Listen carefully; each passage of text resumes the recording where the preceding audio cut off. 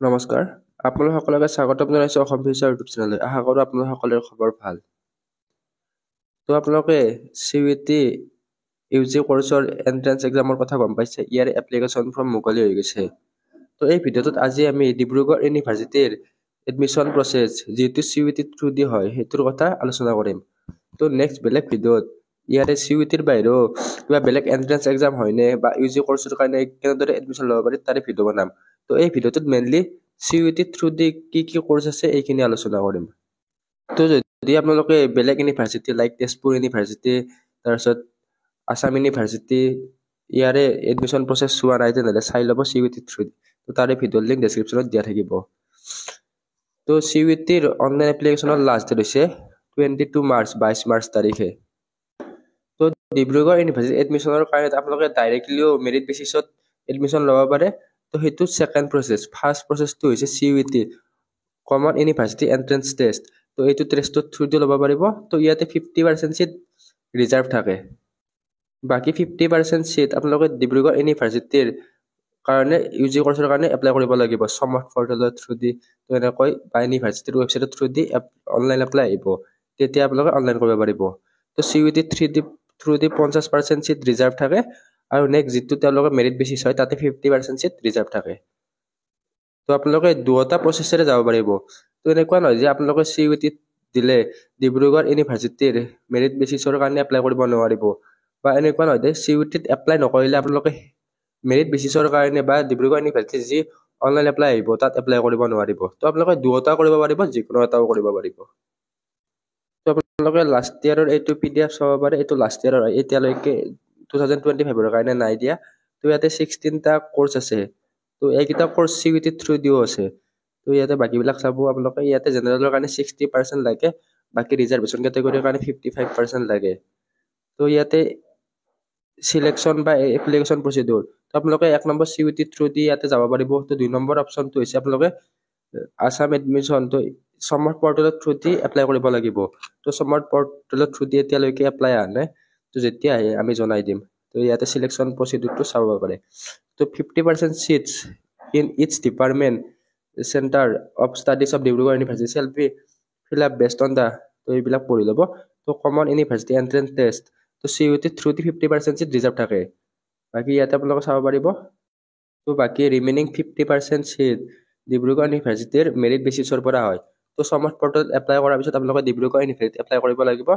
তাতে হাই ছেকেণ্ডাৰী যি পাৰ্চেণ্ট আছে তাৰে পৰা আপোনালোকৰ ইয়াতে চিলেকশ্যন হ'ব। তো ইয়াৰে অফক'ৰ্চ কাট অফ হাই যাব।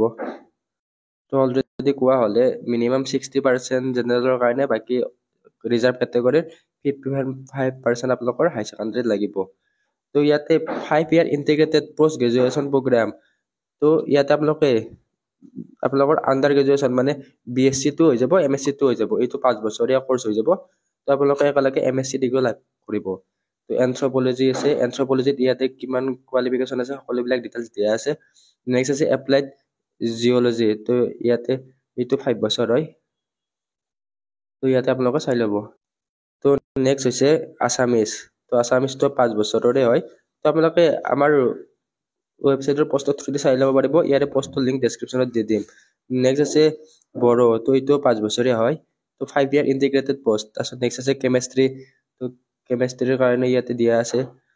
নেক্সট আছে কমাৰ্চ। তাৰপিছত আছে ইকনমিক্স। Next English. তো টোটেল 16টা কোৰ্চ আছে। হিষ্টৰী, তাৰপিছত লাইফ চায়েন্সেছ, বটানী, তাৰপিছত আছে লাইফ চায়েন্সেছ জুলজি। নেক্সট আছে মেথামেটিক্স। তাৰপিছতটো আছে ফিজিক্স। নেক্সট আছে পলিটিকেল চায়েন্স। তাৰপিছত আছে ছচিয়লজি আৰু লাষ্ট কোৰ্চটো হৈছে ষ্টেটিক্স।